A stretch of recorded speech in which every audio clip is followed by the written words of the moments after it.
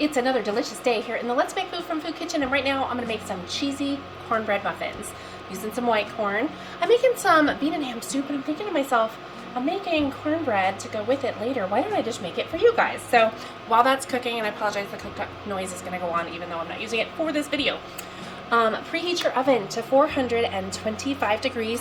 Get yourself a muffin tin, and you either need the papers that go in there or a cooking spray. I'm using my trusty avocado oil, and I'm going to generously spray each cup so that my muffins don't stick. Okay, so I want to combine all of my dry ingredients. That's 1 cup unbleached flour. This is 1 cup white. Okay. Then I have I showed you guys these? They have the little leveler. I love toys in the kitchen. Toys in the kitchen. Okay. Teaspoon salt, that's my pink Himalayan, and a teaspoon baking powder. Okay. We're going to give that a whisk. I have 6 ounces of freshly grated extra sharp cheddar. That's why I went with the white corn instead of yellow. I wanted the cheddar to pop once it's cooked. Okay, and I'm just going to give that a try. I should get rid of the whisk at this point, or set it over here because I need the whisk for the eggs, I guess. Okay, and I'm just going to mix that in. Okay, I'm going to set this aside. So I need some honey, and here's a little tip. If you're doing honey and you already have some melted butter, just take your butter and coat the inside of your measuring spoon or cup or whatever you're using so that the honey is easier to get out when you're ready. And this is the honey that I like to get down from Dawn's Market in Gallatin. You can go see Dawn and get yourself some fresh vegetables. They have a few meats there that you can get. Very nice people. Okay. And I'm just gonna spoon it in here the best I can. Got that delicious honeycomb in there.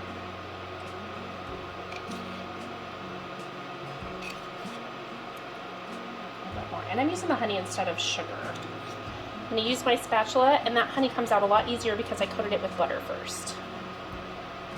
If you're in Tennessee and you're in Gallatin, go over to Dawn's Market. Check them out. Buy some honey. They have some other home goods there as well, homemade products. I like the shop local, support local wherever you can. Okay? Whenever it's reasonable. Okay? I just busted one yolk with my finger, which I guess it doesn't matter because I was going to bust it open anyway. This is, and you know, unless it's a local, I'm not a big brand person, but when it comes to sour cream, until we make our own, which it is on my list, I will make some. Daisy sour cream is the brand that I buy, and I buy Daisy because if you look at the sour creams in the store, and I guess Whole Foods would probably be somewhat of an exception, maybe Trader Joe's, but if you look at the label, there's a whole bunch of stuff listed, and if you look at Daisy, there's only 1 ingredient listed, and it's the only one you really need. So that's why I am willing to come out and say, hey, buy Daisy, because it doesn't have like the added carrageenan and all that other stuff you don't need in it, cultures that are added. I mean, you get what you need right from the milk product. So I'm just whisking that all together. And that butter was unsalted butter. It was 1/4 cup unsalted. If you use salted butter, back off of the salt that you add. Otherwise, you might end up with something too salty. Okay, so those two are mixed together. My oven's already ready for me. And I am just going to take my liquid mixture and pour it in to my dry mixture. Let me get that all combined. You don't need to over stir it, you just need to make sure that all the dry stuff is now wet and mixed in really well. And you could use buttermilk instead of sour cream if you prefer. There's all kinds of recipes out there, so play around with what you like. Okay, so now I need to fill my cups.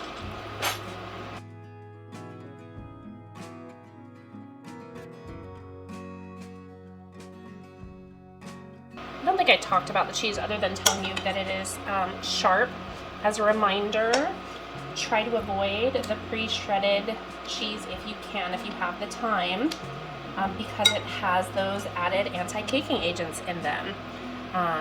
And of course it does what it says. It keeps it from caking. It's a cellulose usually of some sort. but we don't need that in our food.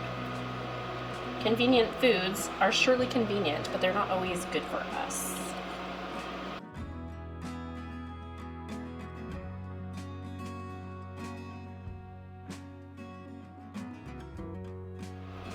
Okay, these are ready to go in. 15 to 20 minutes to start watching for that golden kiss right on top. Okay, these muffins are ready to go. Are you ready to break one open and see what they look like? Here we go. Still steaming. They look moist. They smell good.